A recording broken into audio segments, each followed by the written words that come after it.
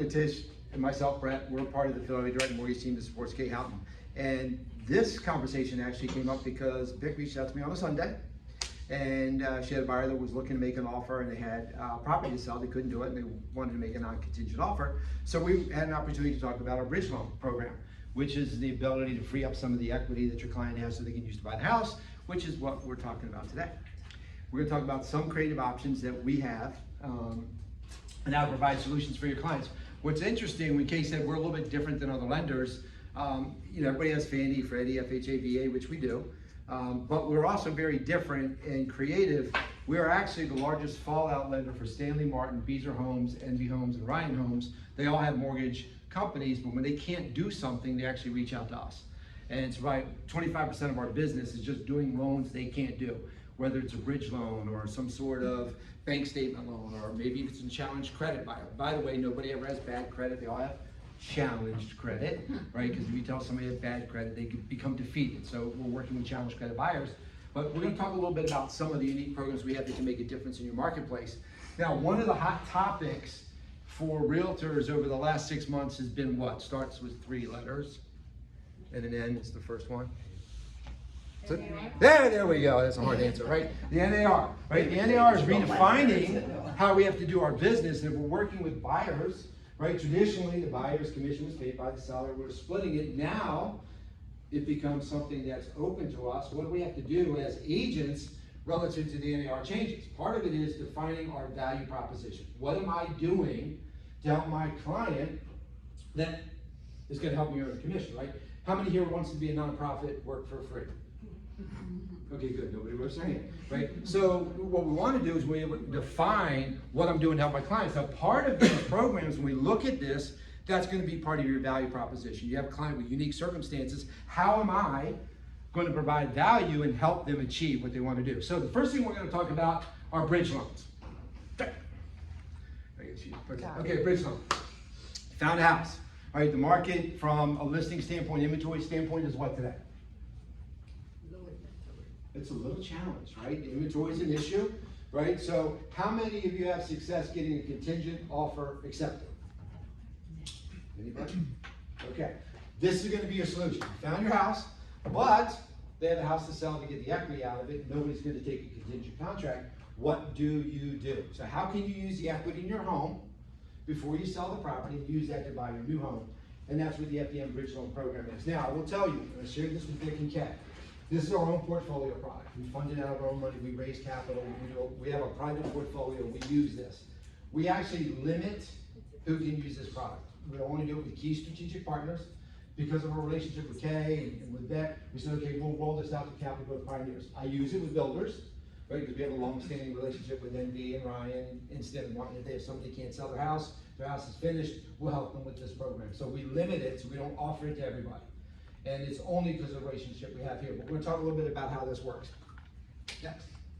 Okay. Now, it's really important on the bridge program, right? Because it's not a one-size-fits-all situation, right? You have to reach out to Ellen and Nitesh first. If you're working with a client and they're shopping and they have a house to sell, before you list their house, before you tell them you're going to do something, because there's different paths we have to take for the bridge loan piece to work. So the first thing you need to do is reach out to Ellen and Nitesh and say, okay, this is my situation. They have a house to sell, and then they're going to ask you the right questions. What do you think it's going to be listed for? How long is it going to take to sell? What's the current equity balance, right? What's their current principal balance of their mortgage, right? We want to talk about that, what their payment is. These are all important components in figuring out how a bridge loan is going to work. So the first solution we have, and the reason it's important is because what happens at the end. So the first solution we have is just our bridge home. All right, that's our bridge loan, what we do. And believe it or not, because property values have gone up so much over the last 2 or 3 years, we start with the 60% loan to value. We pay off all their existing liens, first mortgage and second mortgage. And the reason we do that is we don't want them to have a mortgage payment during the bridge period, because it gets difficult for somebody to pay my mortgage payment, the bridge payment, and my new house payment, right? So we'll pay off the first and second. We take a first position. They have no payment on the bridge loan. Now, we are charging interest. We're not doing this not to make money, but the interest accrues. And when they sell the property, they pay off the balance. We'll do this down to a minimum of a 660 credit score. Now, I will look lower by exception, but it starts here. So the first strategy is, how much equity do they have? Are they comfortable paying off the first and second mortgage? Here's what we're gonna do. And then how much equity do we free up that they can use for the down payment on the next one? So that's solution number one. And again, it's really important for you to reach out to Ellen and Nitesh first, because we need to pick the right path from the beginning. Here, I don't care if the property's listed. The second bridge option I'm gonna give you, I do care if the property's listed. So it's really important before you make the property on the market that you talk to Ellen and Nitesh so we know what path to take. Second. Okay. Next one is, we'll do a line of credit. Now this one we'll do if somebody says, okay, I don't have quite the equity to get to a 60% loan to value. We'll do a line of credit. I'll do this line of credit whether it's an investment property, a second home, or their primary residence. Now if it's a primary residence, I'll go to 80. Now in most cases, your client is looking to buy another property, so it's not a primary residence because they're what? They're not going to live there. The purpose is to get the cash. So we're going to move that to an investment or a second home. Again, I'll go down, this one is a little tighter because I'm going in the second position. I'll do a 680 credit score and I'll go up to 500,000. Now, it's really important because the rules change. If the property is listed before I do the home equity line, I have to wait 6 months. So once again, talk to our team before you come up with a strategy, because here, if it's not listed, I'll do a home equity line for them. This is prime plus 1.5, and they pay interest only, but we'll free up their equity. Now, we do a lot of these because this is the easiest solution. Now, what is the difference? Why are we picking a different path? Next slide. You're really good remote control, aren't we? You know. Okay. First off, these are short-term solutions, right? You have to sit down with the buyer because it's not a one-size-fits-all. What the borrower qualifies for at the end is critical. This is where it's really important because most of your clients are going to want a Fannie Freddie loan, right? More likely at the end. That's what their end result is going to be. But to do that, right? I give them the equity, we have it, they're going to make a down payment, they want a Fannie Mae loan. Well, that they have to qualify for the bridge payment. Now, by the way, since we don't have a payment, right? Because we paid off their first and second mortgage, we have to qualify in carrying their taxes and insurance for the previous property. The new payment, right? Based on their new loan. So we need to sit down and make sure they qualify for this, because if they qualify for this path, that's the path we're going to go.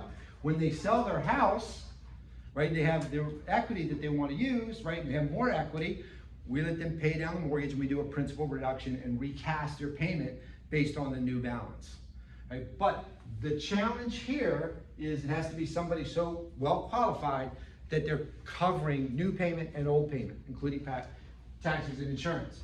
Right? Now, what's nice is I can bridge equity out of investment properties and second homes as well. So it's not just their primary residence. When you talk to Ellen and Nitesh, we'll look and say, okay, what other properties do you own?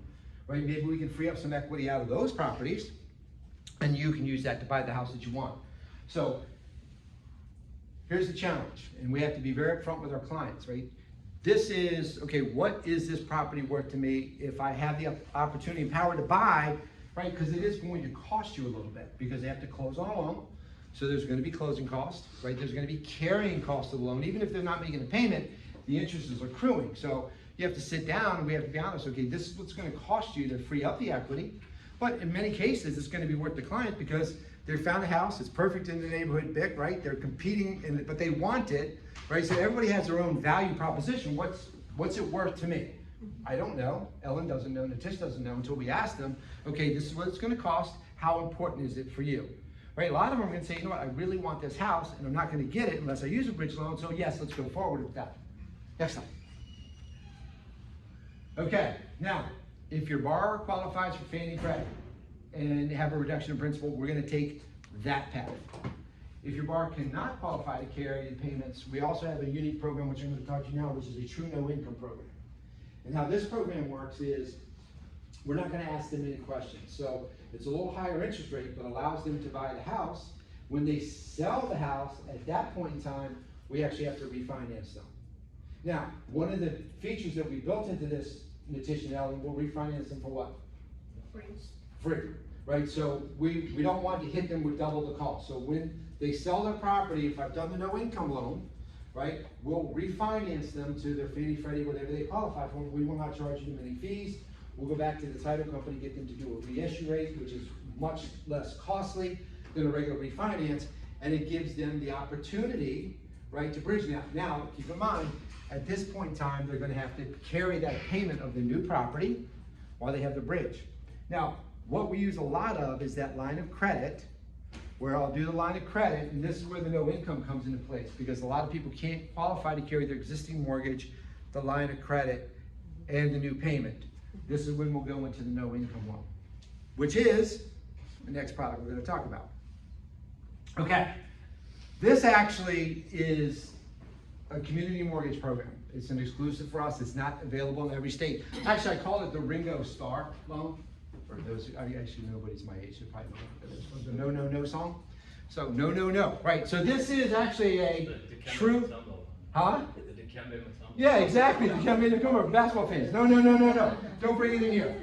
So this actually is a true no income loan, and it's not like it was in the late 90s and 2000s. We're not going to create, the same chasing stupidity, but the way this program works, it gets by what they call the Ability to Repay Act, because it's structured as a community loan. This loan is designed to help members in the community have challenges. So first off, we're not asking anybody to make fraudulent statements.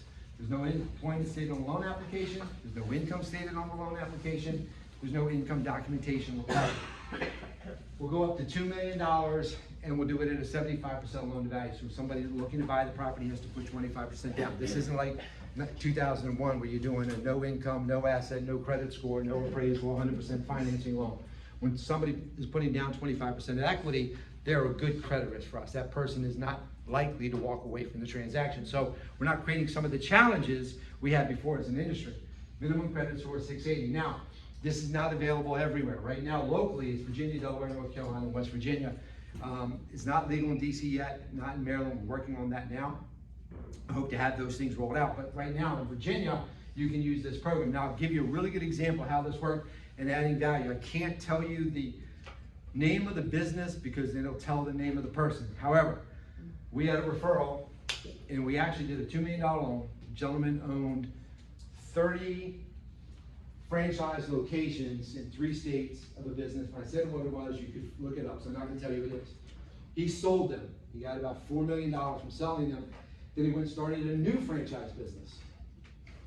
Put a contract in the house in August, started his new franchise business in September, and it's brand new franchise, so he has no what? Income, none, right? So he couldn't find it. It was turned down by 2 or 3 different lenders, came to us. We actually did this. It was a $3 million purchase. He wanted to put $1 million down, but did $2 million, and the guy just started his business, right? That is a value proposition that could happen. So we do quite a bit of these where you're looking at somebody that's just not reporting their income they're looking for. Now the rates on this is a little higher, right? The rate that he paid was about 9%, but here, what's the difference, right? He writes a check for $3 million in total, and he loses the income opportunity at $3 million, or he borrows at 9%. Short term, we only have the loan for 8 months. When he had the ability to report income, and we can do it off of a bank statement loan, we refinance them for free. There we go. We refinanced him for free, so it was a way for him to get into the house he wanted with his end goal of, hey, we did a 12-month bank statement loan. When he had 12 months of bank statements, like it verifies cash flow, we refinanced him to a lower rate. So this is really a true no income loan. So if you're working with anybody that's self-employed, they're not showing anything they can have, maybe they're a gig economy worker, maybe they went changed into an independent contractor now, they don't really have the income reported on the tax returns, we actually have a solution for them. Okay, self-employed buyers, gig economy workers since COVID, that's a big issue, right? Everybody's now all of a sudden, we've seen people that are, which I guess my daughters would say, they're TikTok famous, but then when I look at it, wait a minute, they're making money on their bank statements from TikTok or something. Like, these are things that are harder to verify, but we're able to do those. Pardon me? I've been trying to get TikTok famous, but it's not working. So. I gotta know what TikTok is first to do that, I guess. So, bridge loan options, buyers with reported losses. So, this is, quote, a community mortgage program, but it truly is no income. We're not going to ask any questions for the borrower about the income. We're not going to ask for any income documentation. All we're looking for is, do they have the credit? do they have 25% down? Now what's nice is a lot of times if we can free up that 25% equity, right, to the client, then they use that to put down payment. We put them in this program that gives them the short-term opportunity to buy the house they're looking for, and when they now sell their house, pay it down, we'll refinance them and they'll go with traditional financing if they qualify. Okay, next one. Nitesh is going to join me on this one. How many of you work with investors? Yay. Yay, investors are great. How many of you would like to work with investors? Okay, there you go. That's a good answer. Or how many people are Absolutely. investors? Huh? Or how many are investors, right? So this is it's another one. So actually about 35, we do investor boot camps. About 30% of our business is done with investors. And when we're doing investor boot camps, what's interesting is even with interest rates going where they are and property values going where they are, in the fourth quarter, December, 29% of all homes sold were to investors. Right? That market, we believe that market will still stay hot. Now, there is a reality that there are institutional investors that are buying it. We know our clients are competing against that, but there's still opportunities for a smaller investor to get into it. It's funny, we talked about the real estate crash before. This makes me laugh. I had the opportunity to be a president of the bank for about 16 years. And it was during the crash, right, the real estate crash. And I used to trade with Shears and Lehman, Bear Stearns, and all these guys, Goldman Sachs. And so on the bad end, right, they're telling you your mortgage and real estate's not worth anything, right? It was 6 months of that. Bear Stearns, it's not worth anything. Goldman Sachs, it's not worth anything. Same ladies and gentlemen I would talk to on that side, 6 months telling me it's not worth anything. The market has a correction, right? My crash is dislocated, right? 6 months later, the people are still calling me going, hey, we want to buy all the mortgages or real estate that you have. I'm like, wait a minute, 6 months ago, you told me nothing was worth anything, right? And the reason I bring that story up is, you have one side telling you it's not worth anything, which honestly was a lie. It kind of helped drive the crash. 6 months later, they want to buy everything in real estate. And you think about it, what happened is they left Shears and Lehman and Bear Stearns and went to Fortress, Citadel, right? All these hedge funds, and what did they start doing? Buying real estate, right? So when clients talk about, well, I'm worried about where the real estate value is going to be heading, what the reality is, through every market dislocation we've had, the people that invested in real estate, and I can prove this to you, anybody that sold their house in 2010, 2011, 2012, in 2020 wishes they had done what? Kept their house, right? I was kind of a contrarian back then, and then people, well, I'm underwater, I'm paying good money after bad, I'm going to lose. Okay, no. You want to hold on to your property because it doesn't make any sense for you to let it go and then go pay somebody else rent, right? Because you got to pay to live somewhere, right? Property values, and this was not the only market dislocation we'd seen. Because I'm a little older than everybody, I've been through 4 of them, right? Every single time we had them, right, they were driven by some sort of other crisis. At the end of that time period, 2 or 3 years later, what happened to values? They went up, right? Now, for people that are concerned about values today, right, there's a couple things that are going to drive sustainable values, even if we have a slight dip, right? We have a huge increase in population, that's number one. You still have limited inventory, right? Supply and demand makes a difference, right? You have people coming in that want to become homeowners. I used to teach a class for the Maryland realtors about selling to millennials because millennials didn't want to buy. They were delaying the buying process. Well, now family formation is driving millennials back into the marketplace. That's why we're having some inventory issues. You have this huge demand looking for opportunities, so we want to keep giving them options to do that. So, investors to do that. Investors' market share expected to increase in 2024, and rents are continuing to increase. Right, that's still going to drive profitability. The average monthly rent as of the fourth quarter exceeded the monthly mortgage payment, even at elevated rates, by $325. So the question is, for those of you that are not doing it, not wanting to, how do you want to capture 20% of the market? We're going to talk a little bit about how we're going to do that with our DSCR program. Who knows who the Wizard of Omaha is? Oh, you're going to stay up on the screen. That's okay. All right, very good. So you can cheat. Yeah. Who's the Wizard of Omaha? Yeah. Right here. So it goes by 2 rules we love, right? Rule number 1, never lose money. Rule number 2, never forget rule number 1. Right? So we talked about the numbers, and based on everything that Brett said, investors are loving those numbers, right? Rent is going up. Rent is higher than mortgage payment, which means there's opportunity for cash flow. So how do you tap into that market? And if somebody's sitting on the sidelines, somebody who's trying to get into the market, what programs are out there that can help them get into the market? Next slide, please. So DSCR stands for Debt Service Coverage Ratio. What does that mean? Fannie Mae and Freddie Mac, they generally use, they always use the credit and income to qualify a borrower. With DSCR, there is no income from the borrower. No tax returns, no pay stubs, no W-2s, none of that. As a matter of fact, we don't even have them put their employment information on the application. So what do we use? It's solely based on the potential rental of the subject property. When the appraiser goes out, we don't only get value comps, we get rental comps from them. So we look to see, is the rent equal to or greater than the mortgage payment? If it is, that's all we need. Now we have options where rent can be under mortgage payment, or we don't have to look at rent at all. Now keep in mind, the rate, the points, they are not only determined by the credit score and the down payment. Most important thing is the debt service coverage, the ratio between the rent and the mortgage payment. So if somebody is looking at a property where they don't want to look at the rent, they're usually putting down a higher down payment. They may be required to have a higher credit score. Now, speaking of those, we go down to a 600 credit score on this program, up to an 80% LTV, up to a $3 million loan amount. You can be a first-time investor. You can even be a first-time home buyer, someone who's living with their parents, not paying any rent, no need to get out of the house, but they have money saved up and they want to invest. They can actually use this program to get into the market. And we can do cash out refinances using this program to tap into equity. Even tax ID numbers, borrowers with tax ID numbers can take part in this. And foreign nationals. Yeah, and foreign nationals. One thing that's recently gotten very popular is short-term rentals using this program, and we'll go into that a little bit more in a bit. Next slide. One other thing we talk about here, so rates, points, LTV will be based on credit score, and don't forget borrower's experience.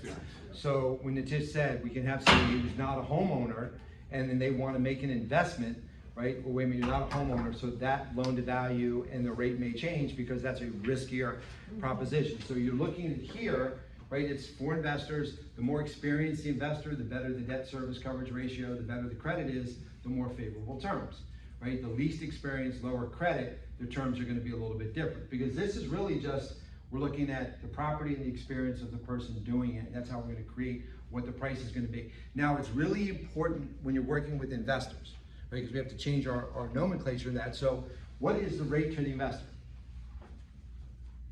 What do we call it? I do a lot of work with financial planners and do training with them across the country. From an investor, you can write this down. The interest rate is the employment cost of money. If you're talking to Warren Buffett, it's okay, what is my employment cost of money? Then the equation becomes, I'm employing my money for X and I'm earning X. So if the employment cost of money is X and you're earning more than the employment cost of money, what should you do? You should probably do it, right? That's how banks make money. They take it in at 3, they lend it out at 4, their employment cost is 3, they make a point, it's great, okay? So from an investor standpoint, it's the same thing. Because like, well, what about the rate? What about the rate? You want to talk about their cash flow. No, I'm showing you a property because we're going to show you some sales strategies in a few. This is going to get a positive cash flow because rate's fungible, right? We're the higher, I started when rates were 22%. So when people say 8's too high, I'm like, okay, try selling 22. But I was 12. So now it's like, wait a minute, let's not talk about the rate, let's talk about the positive cash flow I'm going to create for you. Here's where they are, because what will happen is when rates drop, what can we do? We can refinance them, right? The rate is a fungible tool, right? What gets me into the property, with rates drop, what's going to happen to property values? They're going to go up, right? So now I'm going to tell my investor, no, right? As long as he has a positive cash flow, or even, right? Because we'll do a 1.0 debt service. You want to do that today because in 6, 8, 9, 10 months, as rates are expected to come down, property values will get back on that up escalator even faster than they are today, and you're going to benefit. So let's make that buying decision as long as your employment cost is covered by the opportunity.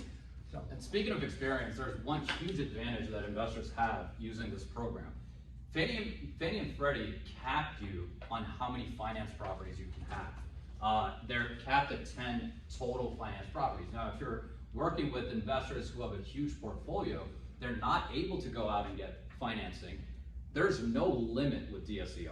You can have as many properties financed as you would like. And compared to Fannie and Freddie, investors are looking to finance either under an LLC, under a business, which Fannie and Freddie don't allow, but DSCR does. All right. We actually, Tish and I are working on, sorry. Right. Wait, No. other way. Down. Oh, no, other way. Other way. Cool. All right, you were a good remote control person, now you might. Okay, so right now, we're working on a transaction in DC, which is a combination of this, it's 1/8, right, I think, you know? No, yeah, 1/8. 1/8. Yeah. Debt service, short-term rental, right? His normal rental, the long-term rental can't cover Right. the payment. So we went and looked at, okay, what will the Airbnb rent be? And that is significantly higher. So the gentleman is buying property in DC, doesn't have the income to do it, but we're doing it solely on short-term rental. I think the total purchase price is 2.25. We're just working on it. But we're gonna be able to do this for this gentleman in DC based on a short-term rental. And that's unheard of because, you know, you're buying a $2 million, $3 million property and using short-term rental, because historically, any program such as this, even Fannie and Freddie, they're looking at long-term rental history. So what are 12-month leases going for, right? On a $3 million property, you're not finding rental comps that will take care of that mortgage payment, no long-term rentals. But because of how popular short-term rentals are, and now that we're able to use that data to qualify, we're able to see how much are similar properties making in the last 12 months as short-term. The majority of our competition will not do that. They deem it risky. We're very comfortable with those in those markets. We've been doing the short-term rentals for a while, so we understand that risk and what it is and how that positive cash flow is great. So we're very comfortable in using that. We actually know how to get the appraisers to give us the right income based on a short-term rental appraisal. It's very, very different. You have to have great appraisal partners that understand what you're looking for so you can get that positive cash flow. Two quick questions. So if they own a home and they want to buy another one as an investment, Yes. would they consider their current home at the rental rate of an Airbnb for that purpose? Great question. If it is in that market area, right? But now keep in mind, it's the property that you're financing where the income gets looked at. That's what I was wondering. is So, if they, yeah, so if they're purchasing another investment or another property, like another primary residence, let's say, and they're departing, then it's gonna have to be based on long-term rental. Because they're not looking at that property being financed. And then the second question is for DC, do you guys also, is it contingent upon whether or not they get their short-term license? Because DC requires landlords to have the short-term. not You for don't the care about comp. that? No, Okay. not for the comp. We're not gonna assume, Got it. we're gonna assume that they're gonna do that. We don't make a condition of getting the Got it. short-term rental license to count for that. So that's a Okay. great question because it is different. We're going to assume that the property will qualify for it and then the client will do that. Got it. So. Please. All right, I'm scrolling. Don't go back. Okay. All right, so how do you use this program to create an escape tunnel for your investor? Right now, we've all seen markets tight, inventory's low. Now, savvy investors are creating their own inventory.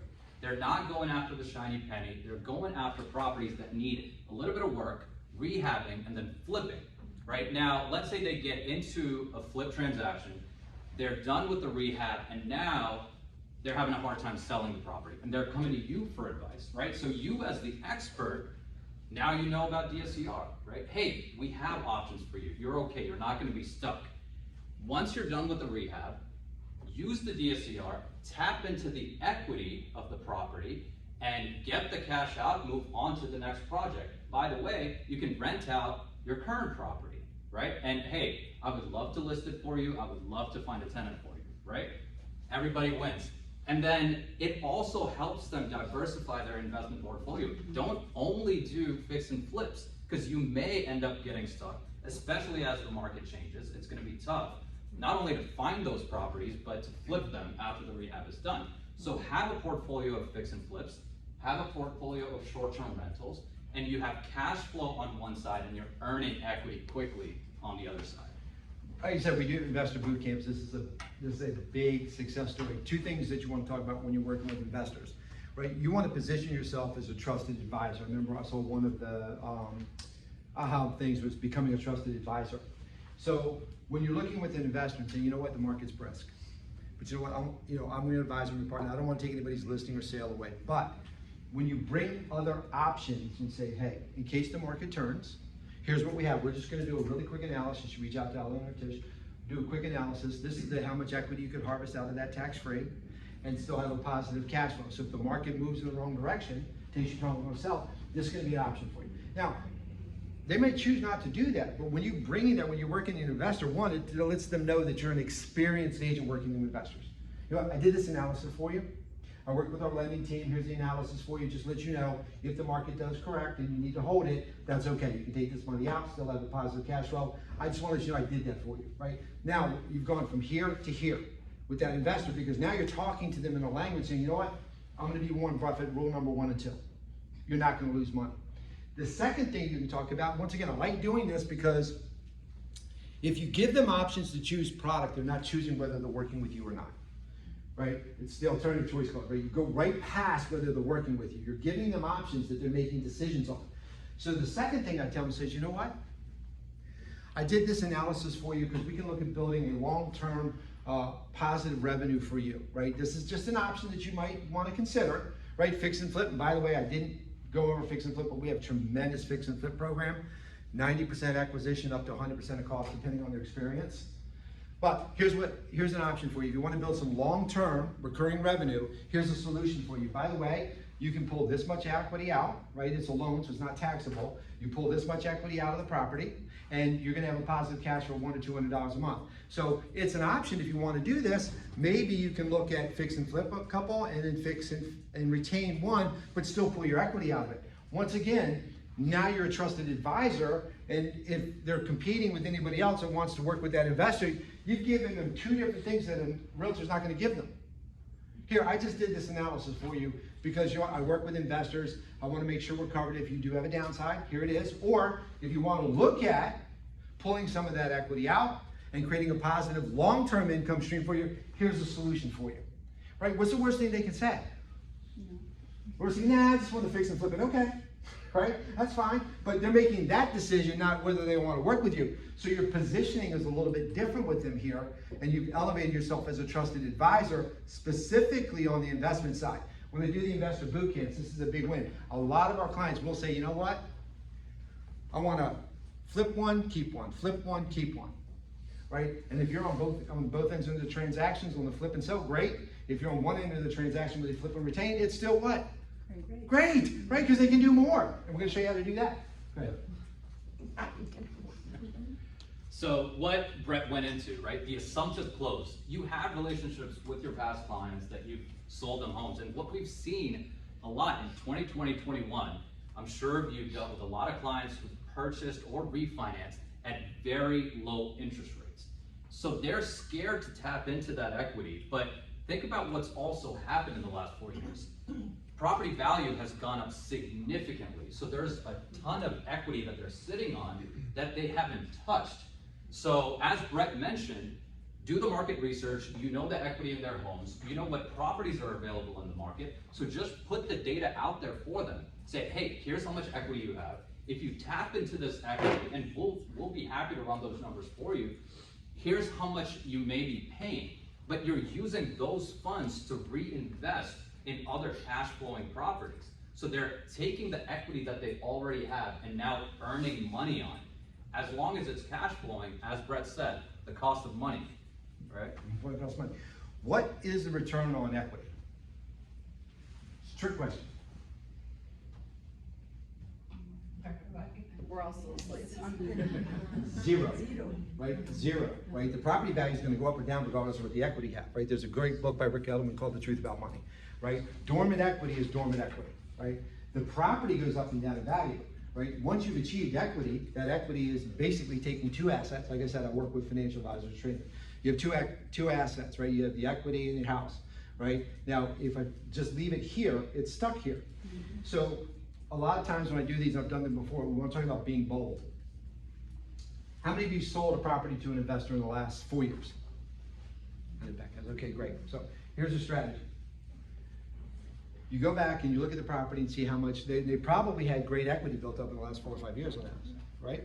So what if you did this and said, oh, you know what? I'm going to reach out to Ellen and Tish. We're going to do an analysis to see how much cash they can harvest out of that property right now. How much equity can they free up? Because I'm going to employ that equity, right? I'm going to power it. I'm going to make it exponential and grow. So here's what you're going to do. I can keep you with a positive cash flow. I'm covering your what? The employment cost of money. I'm covering it, right? So you're gonna still have positive cash flow. Not as much as you had before, but you're still gonna have a positive cash flow. Now we're gonna harvest this equity, and here's 3 properties I found for you that you could use that equity to buy a house and still have another positive cash flow. So now you find those 3 properties and you send it to them. You send it with Ellen and Natish's analysis that says, okay, based on the market rents, this is what your positive cash flow is going to be, and you send it to them and say, hey, you're gonna have positive cash flow. I found you 3 properties that have positive cash flow that you can use your current equity without having to come up with your own cash. When would you like to see them? What's the worst thing they can say? No. What's the best thing they can say? Saturday. I want to go see them Saturday. Okay. Right? So when we want to create these own opportunities for ourselves, right, we have to be a little bit bold on that. Is anybody going to be mad when they send that to you? No. You know what they're going to think? They're going to, wait a minute. I have a trusted advisor that's looking out for me. I'm not working with somebody who's just receptive to my inquiries. I have a partner that's looking out to me and saying, you know what? They're trying to find me opportunities. They know what my business is, and they're trying to help me build cash flow, right? The worst thing they can say is, I don't want to see it. The best thing they can say is Saturday. I want to go see it Saturday, right? And these are the things we want to do to create some of those opportunities, right? We know the market could be challenging at some points in time, but there's always opportunities. We just have to look at ways to find those opportunities, right? So this is probably, what's the name of this thing today? What's it called? Aha. Okay, yeah, right. Aha! This is an aha moment, right? So everybody should be thinking, wait a minute, aha! Right, I got this opportunity, right? So I can go find, right, an opportunity. The worst thing they can say is no. So this is a really strong one for this. We do create opportunities for this because they take the cash, you have the analysis done by Nitesh and Ellen, and it can tell you exactly what they qualify for, and then you just find other properties, right? And you might find, if you find 1 a year, right, that's an extra few $1,000s in your pocket, right? And you're starting to build your business. And by the way, if you do that, if they know other investors, or you go to an investor group, right, they'll say, wait a minute, this is a true realtor who understands the investment business, is working as my partner, right? This actually changes the dynamic, right? You're not just a recipient of whatever they're asking you for. You're bringing them opportunities. And the worst thing they can say is no, right? So, next question. All right, Airbnb. This is huge. Now, I should have gotten VRBO's logo and put there in there too, but this is a big part of the business that most lenders will not do. We do this very well. How many new Airbnb listings were in 2023? A lot. 1 million. Just over 1 million. That's a lot of opportunity, right? So this is also, once again, right, you want to list yourself as somebody that understands this business. Now, this is hot, right? VRBO and Airbnb is hot. A lot of people are asking about it, right? Actually, the event we had at the golf course, and we actually did a couple. I was gonna say, so we spoke to Cullen afterwards. Yeah. And, you know, I mean, you heard how experienced he was. He's been in the industry, investing in short terms for years. And we were chatting with him afterwards. He had no idea there were DSCR options where short-term rental income was looked at. He had used DSCR on multiple properties to finance, but not short-term. Yeah. And increases your buying power. So this is a hot product. Not only this, I think Kay and Vic talked about making investments on your own, right? If you want to look at an Airbnb or VRBO, we can help you with that based on the cash flow. Once again, we'll help you with the analysis of it. We'll go to the website, generate opportunities. We do have the ability to do that, where we can look at the Airbnb website and generate rent opportunity off that. We can start using that now as qualifications as well as the appraisal. So this is a huge, huge product. So next time I do it, I'll put the VRBO thing right there. One of the big things to keep in mind, a lot of what we've seen in investors using this program for short-term rentals is, we talked about fix and flip. A lot of short-term rental investors are doing similar things where they're finding properties that need the work, they're putting the cash in, and then renting it out. Because for short-term rentals, you're furnishing the property anyway, you're making the property look nice, they're putting a little bit of money in, then they're renting it out for about a year, and then coming to us and saying, hey, I want to tap into this equity. They purchased the cash, they put money in, now the property's worth a lot more, they're getting all that cash out, and now they're starting their project on their second short-term rental. Okay, I promise we'll be done in an hour. So now it's question and answer time. So I speak fast, so I'm probably, right over there. So, Q&A. Any questions? Now, we will send this out to everybody with Ellen and Natish's contact information. They're your go-tos. I just have the lovely luxury of just coming and talking to people, so it's like the best job in the world. So, Natish and Ellen have to do the work. But, yes? So how quick is the turnaround on those types of loans? I know it's like stated income or whatever, so it should be pretty fast, but like what's the turnaround? The no like income closing time, like loan, when you're- DSCR no income loan, we can get them done in 30, right? There's, sometimes it's shorter depending on how much experience the buyer has. So, the one that I did for the franchise owner, I did that in 14 days. Oh, wow. As Ellen and Natish can tell you, and Kate tell you, a lot of times, we like you, from a partner standpoint, you need to offer short closings. And we will do them. Our mantra is we will close on time every time. So, we've gotten some really, really short window closings if we have to get them. These products are a little used like a bridge loan. That's why we want to start before they're looking big, because we need to sit down, because that's a two-step process, right? So what we want to do is really early. If you have somebody that has a house, what I would encourage you to do is, even if they say, okay, we're waiting, we're going to wait till sell, let Ellen and Natish talk to them so we can just go through the analysis to say, if you need it, here it is, right? Let us just figure out, okay, this is what you would take to qualify. Because you want it out there, because I start out one thing, I'm gonna wait, and then you run into Vic's client on Sunday. No, I found something that I love, it's great, now I wanna make an offer. Well, if you already have this in play, right, you can do that. Instead of saying, wait a minute, let me figure out if we can qualify for that and do that. So, you always want that other tool in your tool belt, say, okay, it's there, right? It doesn't cost them anything for Ellen and Tish to do that. Right, so they'll go through that and say, okay, this option is for you. If you need this, you can do this. So we can speed that process up. The DSCR program, it doesn't take too long. It's No. pretty quick because, like I said, no income documentation or any of that. That's where a lot of the underwriting process takes time. Only time it really takes a little bit longer is if it is one of those investors who have multiple properties. Now, we're not looking at those properties to see how much income is being generated. We're just looking to see that there are no late mortgage payments. Correct.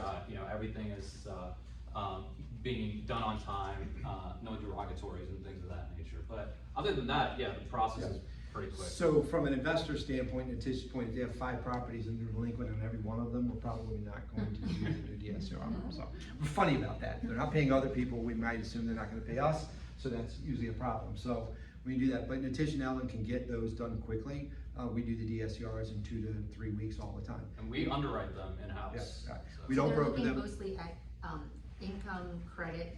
No income. No income. I'm sorry, Yeah. income, I meant credit and. Credit, Credit and experience, and assets. the debt, credit, assets, the debt service coverage, right? Because the pricing will change, right? For example, so the debt service coverage ratio, say it's 1.25. In other words, the rent covers 125% of the payment. They're gonna get a much more attractive rate. If we're doing a 1.0 or a 0.90, we'll actually do that. That's risky for us because we know that they're either break even or negative cash flow. We'll say, okay, we'll do that, but we're gonna charge a little bit of a higher rate because of the risk associated with it. So when we look at it, it's the same thing with experience, right? If it's somebody that's living in their house, at their mom's house, but they saved the money, they're gonna be a first-time investor, they don't own real estate, that's a little riskier for us. We'll still do it, but we're gonna have a little higher return on that because that's our risk, right? We're gonna make that risk for you. So, so a lot of programs from the DSCR, and once again, it's get it early so we can look at it and say, okay, this is what they're looking for. When you're showing them properties, I would suggest, hey, let Ellen or Natish run that really quickly based on where the rent is on the properties they're looking at, see if it qualifies before they make an offer. And you guys can do that in a matter of an hour, right, depending on where they are. So. And the experience factor comes in because, we're fortunate enough to have multiple investors that we work with that we can take the DSCR loans to. And the experience factor comes in because not all of them allow the same type of financing. And Brett brought up the point of, and we discussed about someone who's a first-time home buyer, not just a first-time investor, but first-time home buyer. And I think we have about 8 or 9 investors that we do DSCRs with, but only 2 of them allow that first-time home buyer to get a DSCR loan. So that's where the So experience comes it's in. really important to say so that we underwrite them, we close them, we're not brokering them, so it's our credit decision, but we have outlets, we trade with different Wall Street houses, right? So we know what their requirement is. So part of that is you reach out to Ellen and Tish and we say, okay, they meet these parameters, so we know what we can do and drive them to that. But it's really important from an investor standpoint that we talk in terms of deployment cost of money, positive cash flow, not rate, because it's not gonna be a 7% rate. It just doesn't exist, right? It's really just what gets me into the properties of the right investment I'm going to make. You have a question? Something? I do have a Yeah. question. Do you all charge points and admin fees for that? And then the second part is, do you work with somebody, or how do you, if somebody wants to do somebody needs a second position? All right, so, on the investor side, Yeah. it's tough on the second because we want them to make their own capital investment. Okay. Okay, so that's doing a CLTV on that, because remember, if we're only looking at the cash flow, we wanna make sure they're making an investment in the property, because that's our other angle where they're not gonna default on that side of it. So, and yes, the pricing will change based on the interest rate and points, based on their experience, the debt coverage ratio. It can be anywhere from 1 to 3, depending on how busy they are. Now, on our fix and flip, which we do a ton of them, there will always be points to charge with that, anywhere between 2 and 4, which is the going cost. And the reason is because that's short-term financing, right? A lender knows within 12 months of being paid off, right? You're only making money on the initial closing, because I'm doing a fix and flip that's actually $1.2 million fix and flip. We only disperse the money as they draw it down, so you're not making money on the interest carry, so it's really the upfront fees that do that. So all of these will have points, so. Yes? So other than the credit score and obviously looking at the credit history, is there like an immediate disqualifier? Like, let's say someone has a bankruptcy in the last, like, I know with conventional, there's timeframes. What is that for you guys? Is it the same? It's similar to conventional. Got On it. this, it's So, something, yeah. yeah. We'll deal with credit challenges, right? That's what I say, reach out to Ellen and Tish, let's look at it and see what we're dealing with, because we may have other options with shorter time side, so. Now, if it's someone with income, Right. and they have credit, they have a derogatory in the past, bankruptcy, foreclosure, We can we switch the do property. have options for that. Correct. It's not the DSCR, but they do need income to qualify Right. for that. So that's why when you have a credit challenge, reach out to Ellen and Tish, let us look at it and say, okay, these are the things they'll qualify for. We like working with people that have challenge credit, give them solutions. That's some of our other non-com QM things that we'll do. Maybe I'll do another AHA event. Bank statement loans, ITIN, up with 3.5% down, which is a big issue in our marketplace today. Yeah, self-employment Self-employment, financing we're has really to good at that, achieve yeah. bank statement, P&L. So, yes, sir. Do you guys have any Spanish-speaking person? We do. We actually have an entire core of Spanish all the way through, from origination to processing to closing. We do a ton of business on the ITIN business, and the reason being is, one, we don't broker it, we underwrite it, we close it. We've been doing ITIN business probably for about 10 years before everybody else did, and we'll do ITIN investors as well. We have ITIN programs with as little as 3.5% down, all the way down to your standard program, which is a 15 to 20% down ITIN. And we can handle them all the way through the process in Spanish, so. Sorry, and out of curiosity, any benefits for like veterans or military? We do. We actually, we were one of the few lenders that have no loan limit caps on VA loans. I did and actually I can't tell you his name, but he owns the largest Allstate business, and the Tish actually did this loan. It was a $3.5 million VA purchase. We did 100% financing. It was turned down by Chase, Bank of America, and Truist, because they all have limits. So we just did another one for $3.2 million at 100% financing. The only thing they need is they have to have full entitlement to get to that level, right? VA changed the rule a few years ago that they used to cap how far you could go. They don't, most lenders won't do that, but we're really comfortable on the veteran side. And then the other thing that we'll do is we'll tie, which a lot of people won't do, veteran loans with different grant programs. Because there's kind of different rules for VA regarding CLTV, but we'll tie them to different grant programs. Now, VA only allows for primary residence financing. Correct. So, Yep. that's one thing to keep in mind. Yeah, honestly, from a veteran standpoint, because we don't have overlays, which is really important, we'll work with veterans that have some credit challenges, we'll have expansive DTI ratios for them. We currently have one. He is qualified. He's in the process of selling his current home, and that home is financed with VA as well. But he's not gonna sell it in time to purchase a new one. He's qualifying, carrying both mortgages. The debt to income ratio is at a 67%. And because we don't have any overlays, we're able to do it. As long as we run it through the automated underwriting system and get an approval. I mean, he had significant reserves, which helped. and we use those compensating factors to qualify. Yes, ma'am? So let me see, let me put it right, the question. So if we have a buyer who wants to buy a house, but he wants to list his house. And of course, these days, the houses don't stay like more than 1 week, 2 Right. weeks on the market. And perfect credit score, how can your program benefit us as realtors so that we can make the purchase and not wait for the listing? That would be the bridge So- loan Yeah. product that we talked about, either doing the line of credit and those types of things. One of the tools that Ellen's actually really using, Kate, you can talk about it. We actually do something that other lenders won't do. We don't give you a looky look. We don't run a credit report and go, oh yeah, here's what we think they'll qualify for. Ellen and Tish put the information together. I actually underwrite the files. We will give you a full approval subject to appraisal and credit report. Basically, An underwriting certificate everything. that you can add to your offers. So it's not just a pre-approval letter, we give you a pre-approval and an underwriting certificate.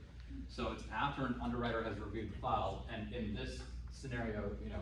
I just wanna step in on that and say that our buyers love getting their certificate, like They even. frame it, put it Yeah, in your house. literally, people get so excited, like, oh, my certificate just came through, I'm underwritten. I'm like, this is the most brilliant thing, it just feels like something tangible, that they can say, I've gone through this, and it's now something tangible that we can actually present to the listing agent. Now, myself being a primary listing agent, you guys know that when you do have a property on the market, you may get 7 offers, you may get, I guess it's a little less crazy right now, but even 5 offers. It's very, very hard to call every single lender when you're the listing agent. I know you're supposed to do that, but it's hard to make that happen. So in this case, if someone is presenting you with this actual certificate, you know what's been done by that lender. It's just one less phone call that you need to make. So just if you're representing any buyers, it's really neat to be able to actually get your folks not just certified in spirit, but certified with an actual Yeah, it takes certificate. a little bit more time, but we underwrite everything. I underwrite their assets, I underwrite their income, we run it through the AOS approval, I have an underwriting, sometimes I'm underwriting them. Our underwriting team looks at it, we issue the certificate, basically as long as the appraisal comes in and the title comes in, we're good. And you can buy with confidence, and those become very, very short because we've already underwritten them. That's how quickly we turn the appraisal around. Now, we do have a 120-day free rate lock too, lock and shop, where we can lock the rate up to 120 days. So if you're worried about the market moving on them, right, you can do that. You can talk to Ellen and Tish, we can lock them in for 20 days. It's a TBD lock. So we lock them in, they have basically 90 days, actually they'll 90 days to find the property and then 30 days to close. And it'll float down to the market. As long as the market moves a half a point, that's we use that as well. Not as much anymore because the market is starting to stabilize a little bit of in-range volatility, but the market's obviously improving a little bit. So that's another tool that you can use if they're worried about interest rates moving on them. So, Any other questions? all right. So one last thing, and I put this up there. We're talking about creative financing. How many of you have clients who would like to buy a home and have no money? Everybody raise your hand because there's plenty of people out there. So, okay. So, it's one of my favorite questions to ask. What do you mean? If they have no money, I want to buy a home, they have no money. By the way, it's hard, right? With inflation where it is, rents where it is, car payments where it is. I don't know how, somebody can save money. We do have a program, we call it the FDM FHA 100. Now, first off, we're one of VHDA's biggest lenders. So Ellen and Tish understand that program very well. Do not discount that because it's a state agency program. It's a great program. You can reach out to Nitish and Ellen about Spark because certain communities have Spark. What Spark does is reduce the rate by a full 1% for the life of the loan, right? So you just have to, some municipalities have that, and Richmond just came out with a bunch. So if you say, have my clients looking here, we can look really quickly and see if they Spark money available. So if they qualify for VHDA, or they always get mad at me when I say that, it's Virginia Housing, just showing how old I am because it's VHDA. So it's Virginia Housing. The second one we have is the FDM FHA 100. This is a great program because it goes up to the FHA limit. We are closing loans in DC and Northern Virginia at over $1 million with no money down. Let me say that again, over $1 million with no money down.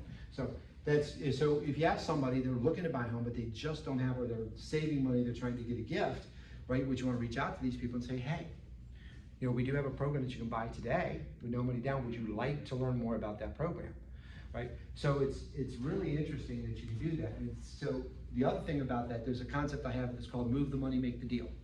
all right? So how many of you made offers and you couldn't get seller help? Ever happen? Everybody raise your hand. Yes, it happened. I made offer and offer and the seller wouldn't help. Okay, they had the money for the down payment, but they needed closing cost help. They couldn't get it from the seller. All right, move the money, make the deal. So wait a minute. Let's take the money you had for your down payment. You can make an offer with no closing cost, and we'll replace your down payment with the FDM 100, which is 100% financing. So now you can go, hey, I can make an offer with no closing cost. All I've done is move the money, right? Instead of taking down payment using closing cost help, now I'll take the down payment, use it for payment closing cost, and we'll replace the money with our down payment assistance, right? So we talk about creative financing. There's all kinds of solutions to do that. So now, if you can find, now are there properties, now maybe not in Arlington because it's super, super hot, but one of the things we talked about is expanding the market area, right? Let's go to where there's an opportunity for them, right? Arlington's super hot, bidding wars, maybe I want to look outside of that. And outside the markets, even in today's environment, are there properties that either have price reduction or offer sales help? The answer is yes, because I checked with Realtor.com before I came here, right? It might not be here, but it might be, a little bit over. So think about this when we're creating options for a client. If there's a price reduction, say it was listed at 500, it's been on the market for 60, 70 days, what's the first thing an agent will do? They'll do what? Lower the price. I'll lower the price by 10, 15,000 to get activity. Okay, what does that do for a buyer really, if I lower the price by 10 or 15,000? Not much, right? It doesn't impact their payment hardly at all. However, what if I did this for a client who didn't have any money, they made offer after offer after offer, and I said, well, I can't get one, I'm discouraged. This is again where you're changing the dynamic. What if you found these houses, we have the FDM FHA 100, Ellen and Tish qualify them, and you find houses that are $10,000 or $15,000 price reduction. Instead of reducing the price, they went from 500 to 480. Say, no, I'm gonna offer it 500, but I want you to give me $20,000 in closing cost help.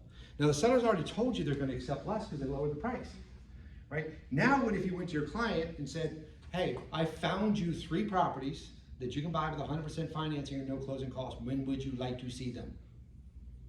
Ask them that question specifically, because if they were shopping, and they made offer after offer after offer, and they were frustrated, they don't hear, well, the market's turned, it's great. Yeah, you told me that before, right? But now when I say, hey, I have 3 properties, and all you're doing is you're finding properties at a price reduction, and I want to be in Arlington, I want to be in Arlington. Well, I've been looking for 3 years and I couldn't do it. Hey, I found one that's close to you, right? That where you want to be, that you can buy today to get into the real estate market. Here's 3 that you can buy with 100% financing when Ellen qualifies them for the FDM 100. And because of the price reduction, the seller's going to pay you $20,000 in closing costs. When would you like to see them? What is the worst thing they can say? No. What's the best thing they can say? Saturday! Yay, I got another one. Once again, what's this called? There's another idea. And we have, okay.